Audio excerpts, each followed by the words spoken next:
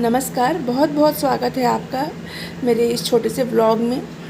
और माँ की कृपा, अभी नवरात्रि जैसा कि चल रहे हैं और माँ की मतलब कि ऐसी कृपा है कि मेरे मन में ऐसा मतलब विचार आया कि मैं आप सबके साथ माँ के अनन्य भक्तों की कहानी जो है वो साझा करूँ इन नवरात्रि के पावन दिनों में। तो इन्हीं में से एक कहानी है माँ के परम अनन्य भक्त वामाचरण जी की। जी हाँ, कहा जाता है कि वामाचरण के जन्म के कुछ समय पश्चात ही उनके पिता का देहांत हो गया।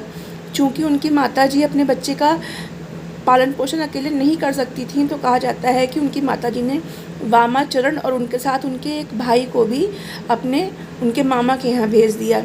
उनके मामा के यहाँ जाने के बाद में, जैसा कि हर अनाथ बच्चे के साथ होता है, वामा जो चरण थे उन्हें सही से न खाना मिलता था न कुछ, और उनकी सही से देखभाल भी नहीं होती थी। तो कहा जाता है कि वामा जो चरण थे उनका मन घर में नहीं लगता था। वामा चरण के घर की कुछ दूरी पर ही एक शमशान था। जब वहाँ पर साधुओं को वो साधना करते देखते तो वो भी कई घंटों तक उनकी रुचि साधना में लगने लगी। वो भी शमशान में जाके कई घंटों तक बैठने लगे।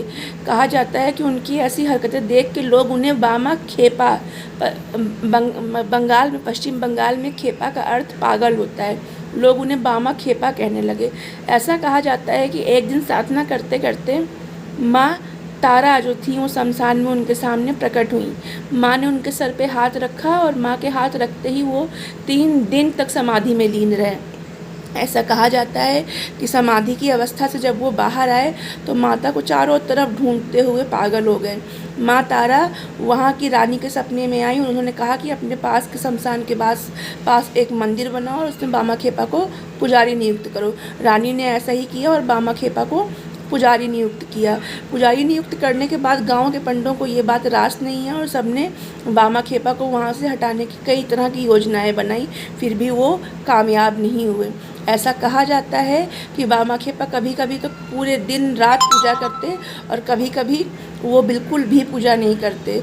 वामा खेपा जो थे वो माँ की भक्ति में ऐसे अनन्य लीन थे, जैसे कि एक पुत्र और माँ का जो आपस का प्रेम होता है, वही प्रेम वामा खेपा का माँ तारा के साथ था।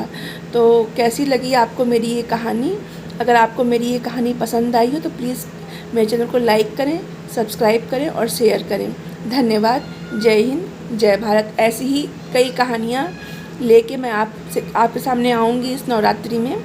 धन्यवाद आप सबका।